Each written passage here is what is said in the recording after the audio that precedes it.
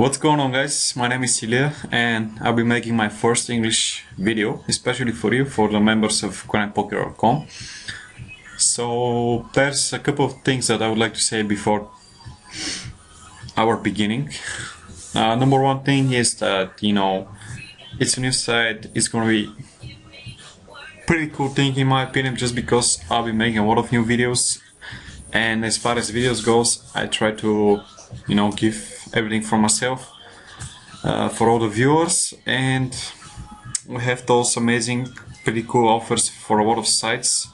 So just pick up anybody that you want and don't regret about it. I mean, take advantage of those amazing rate back deals and everything else. Basically, in this video I'll be playing heads up sit and goes in Merge Network, in which, by the way, you can get as far as I think close to 50% of rate back together with your bonus. And I mean, there are a lot of bonuses there: revolve bonus, new sign up bonus, and you have that amazing rate back deals. Anyway, if you add everything together, I think it gets close to 50%, maybe even more. I'm not sure about it, I gotta check it out. Anyway, my main idea here would be for all those new players that are showing, and they do know the rules, they do know what a free bet is, they think on some average level, and they have a starting bankroll about, I'd say, 100 to 100 bucks.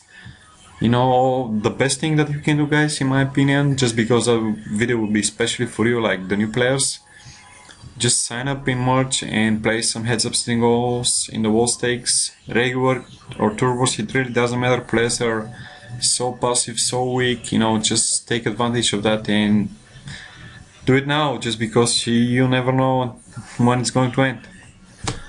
So what I'm going to be showing you right now is one game that I played in, I think it's a $4 buy-in match. Usually I don't play that well. Usually, I'm just busted all the time, but that's totally different story. Anyway, so let's start our match. I would just like to just to tell you a couple of things, but before that, you just gotta watch the whole match and just see what I'm talking about, basically. So this guy Wong Dan, I never met him before. I mean, even eye to eye or something. It was my first game versus him, so usually when I don't know anybody, I just have that default strategy that everybody has until you have like a decent sample size for the guy you're playing with. Here I said to bet 60, he made a quick call, which is like, alright, I'm super marginal, dude, whatever, just borrow the turn. Turn is a good card for me just because I'm always able to recognize when somebody is that marginal, at least that's what I'm thinking. So let's say you're marginal here and you're like insta quick calling that flop, alright, and I have 10 jack. You know what, I'm gonna be betting the 10 here a lot of the time. I'm not gonna be checking back in for bottom throw or something just because I think that my reader is right. Of course, just because you gotta be you gotta trust your reads. And in most of the time, I'm gonna be betting the river for team value with a sizing that's gonna confuse you. So this is what I'm doing actually in this hand. I'm gonna be betting 155 with the idea that I'm gonna bet almost any river besides heart, and maybe even sometimes heart. Just because when somebody calls out quick, it's either a 7x, something like 5-6, 5-8, maybe 8-6, 2-3 if you want, and yeah, let's say pocket 5s would be alright, I guess. Yeah, that's it pretty much. Yeah, besides the hard draw. So he calls again, and on the river he made a quick check, which of course leads me to the idea that I have the best hand. I just want to get called. I don't see any point in betting that big. I mean, there's some kind of point, but if you play versus a thinking player and you have some history with him, here I just had to make a tiny small 225 bet. It's not so that tiny actually, and he folds, but whatever, I don't regret it. Next hand we see a flop jack 8 for rainbow. Usually those kind of players, like, just because you're gonna see, if you play about, let's say, 20 matches, you'll see that the player pool is pretty much the same. A lot of passive players who limps their bottoms and, you know, just try to take the game to late levels. You know, don't make any stupid mistakes, don't make any marginal plays. Avoid put yourself into some spots where your edge is pretty like 50-50 or like 52-48. Avoid that, but you know, sometimes you gotta do it, of course. Yeah, I'm cool with that. I mean, you just gotta have a strategy for those players, and just from there, you can be just winning a game and don't know how to proceed. Here, just because I thought that he would be checking back here a lot of the time. I mean, it's not a good board to check back, to be honest, but I just prefer to lead and take the initiative in the hand. He makes the call, turn I lead again, he calls again. River, I lead 145, and he makes that weird size, which is either a buff raise or like, on my OMG I have a fucking set, you know, I'm so fucking value heavy here. Which can be true ever, just because, you know, if you're so fucking value heavy, it's gonna be so rarely when you're gonna make that sizing at first, and your timing is not gonna be the same. So pay attention to the timing, guys. You know, timing is so important. I can't even express how important it is. So, you know, I decided to make a quick call here, because, you know, I got 2 and 2, I got 4, and you know, when you have 4, you always call. High fall here, nothing interesting here. He bets 40. Yeah, about those kind of spots, you know, okay, you do have a pair, you do have an overcard, and you have that amazing first draw, backdoor first draw. So you think, alright, OMG, I know I have so much equity, you know, I should just check shop, but on turn this guy overbets it. And at that point, like, consider this, first of all, you don't have the proper pot odds, like, ever, you know, you don't have them. Second of all, you're always behind if somebody, like, you just gotta hope that he doesn't have a 6 or a 7. Or like something like 5 queen, which is crushing you right now. Not crushing you, but is in front of your hand. So why should you put yourself again into that marginal spot? It's not a marginal spot, actually, it's a spot where you make a mistake. And besides that, you're leading the game, you have a good chip lead. Don't risk anymore, you know. Don't risk at all. I'm just saying, you know, you don't have enough equity. You need 47.5% here. You don't have it. Just fold. Easy fold. Easy game, easy life. Alright.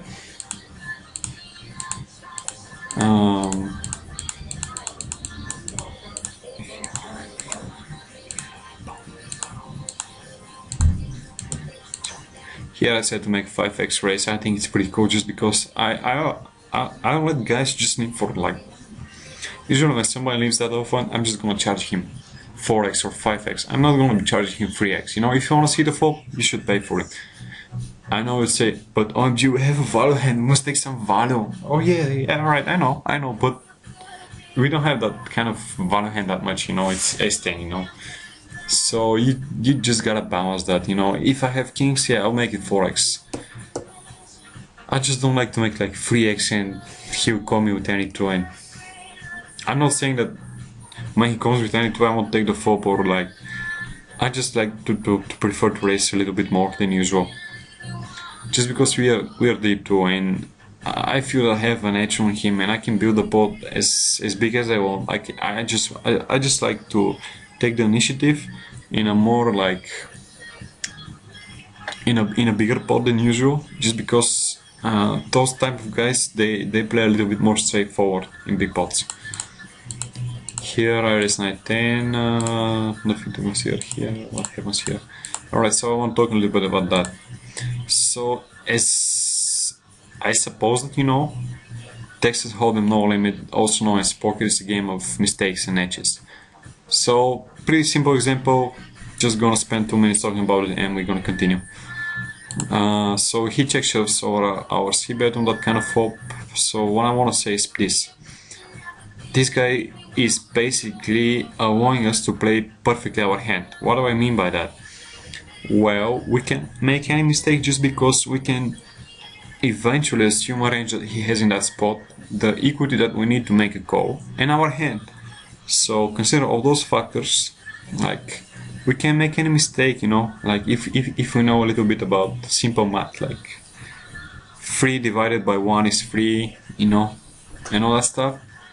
So if your opponent like puts you in a spot where he's giving you to make the perfect decision without even realizing that, then you should continue to play with this guy just because he really doesn't know what poker is about, you know. He doesn't care about adjusting. He doesn't care about like, okay, I'm gonna think about him, you know, like what he does. All this guy cares about is like his hand, and like when he is going to be tilted. Because at what point, let's say you win like 4 or 5 games in a row, then that's it, you know. He's either gonna quit or he's gonna tilt really bad.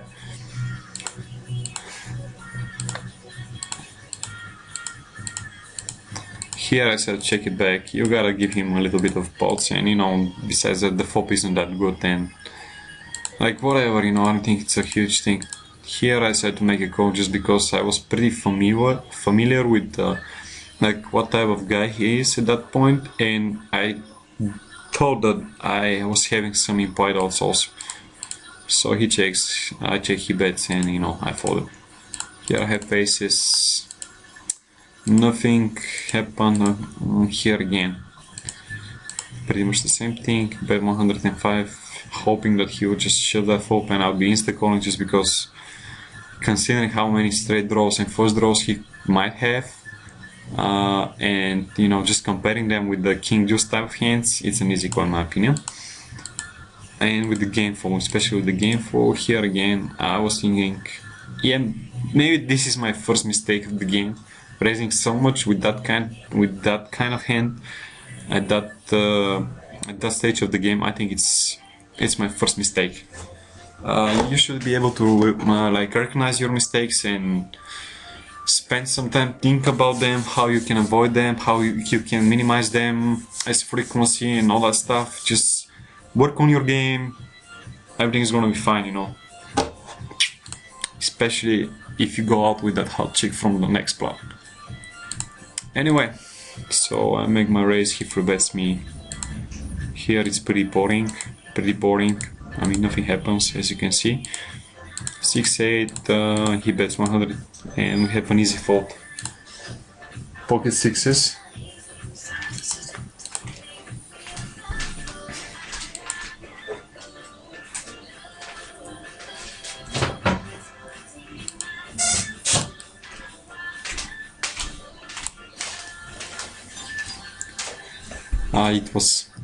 It was my sister entering into the room, and I told her, don't enter into my room when I'm making a video. Why she would do that? See, nobody knows how the girls are thinking. They don't think, you know, they just act. Like you're telling them something and they don't even like consider it. They don't even think about it. Anyway, whatever. So that's a pretty interesting hand, by the way. He bets 110, I'm like, alright, don't ever check shove that flop, guys. I mean, just see a turn and eventually reduce. That turn is gonna be, probably most of the time, that turn is gonna reduce his equity or your equity. It depends really. I mean, you can even have no equity, but I think you got my example. So here again, I don't see anything else besides, I mean, you can check shove eventually. You can even don't lead call, but I think don't lead calling is too optimistic move, and you gotta have some specific reads. But I don't think that you have two options here: check calling and check shoving. I'm like versus this kind of guy, by the way, not versus anybody, you know, just to be a little bit more straight. So what was that? Yeah, all right, cool. Yeah, here I was like, okay, I don't want to turn my hand face up and him jamming something. But see, that's my second mistake, just because he doesn't think that deep, you know. I'm not saying that I think that deep, but he's not thinking at my level. And when somebody doesn't think at your level, you should also consider this and try to think at his level, and just like, what is he doing, you know? Don't get to level. And what was that hand?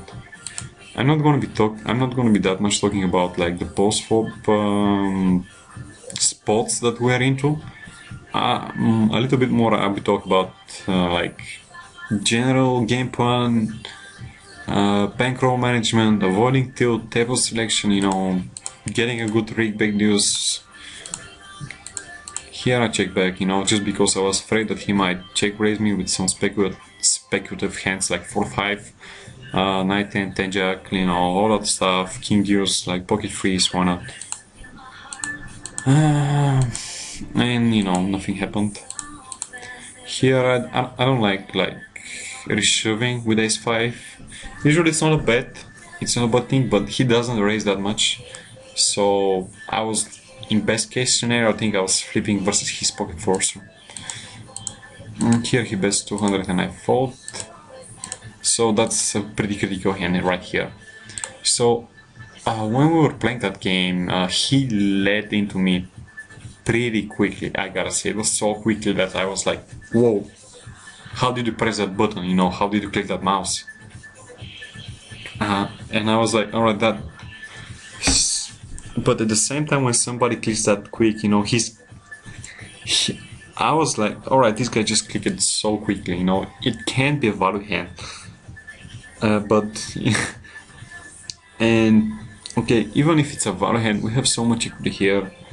I just don't see myself laying down a hand here. I mean, I can call, but if we judge by his sizing, he's gonna be like just bombing the turn so badly, and I do have so much equity. So in my opinion here, versus this guy, I do think that you have two options. One of them is just to make a raise until 450 would be alright, and call no win eventually, or like he's gonna make a call, you're gonna miss the turn.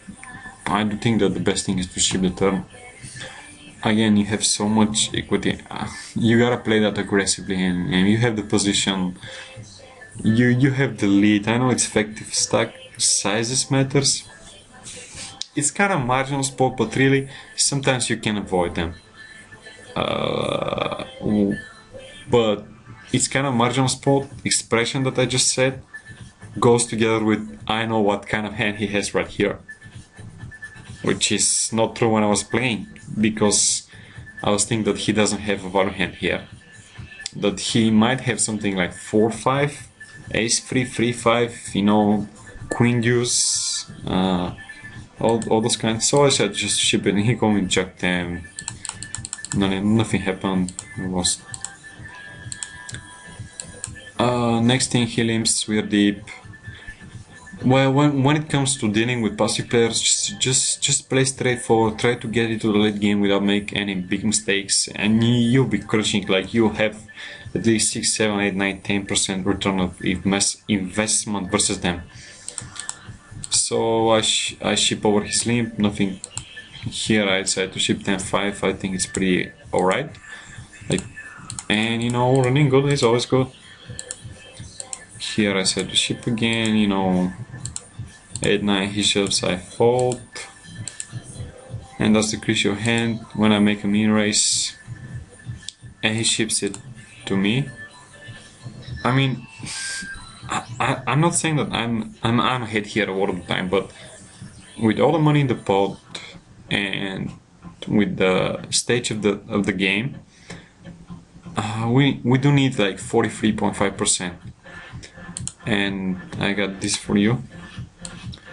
So if we give him a range with all those hands, so basically it's any pair, any ace offsuit, any ace suited, some suited kings, some offsuited kings, queens, and blah blah, and some randomly speculative hands like jack deuce suited 5-9, 10-8, 7-4.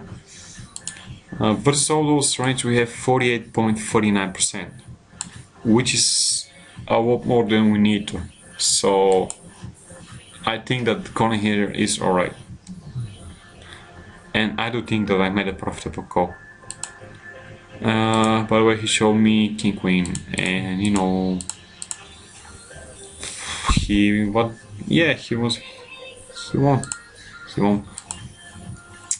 But just a second to show you something. So you know, just wait for your moment. in worst case scenario, you know, when he did nothing, you know, he didn't try to adjust versus me, he didn't try to do anything. He was playing his super straightforward ABC passive style, and he had some work, but usually he won't have that kind of work, and you have your, like, I don't know, 6.58% like edge in this scenario.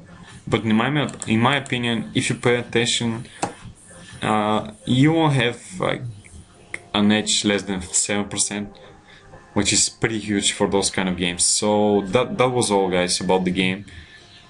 Just, you know, be cautious with your, like, where are you gonna be playing. We have amazing rakeback offers, take advantage of them. Pick up your side, pick up your game, you know, work on your game. New things are coming. I mean, just stay with us, and if you have some more questions, or just ask us. That's why the forum is about, anyway. So I'm just hoping that you have been satisfied with the quality of my video. I mean, it's my first video, so I gotta say, I don't think I'll be satisfied with it, but it's my second time actually trying to do it, so I mean, that's enough.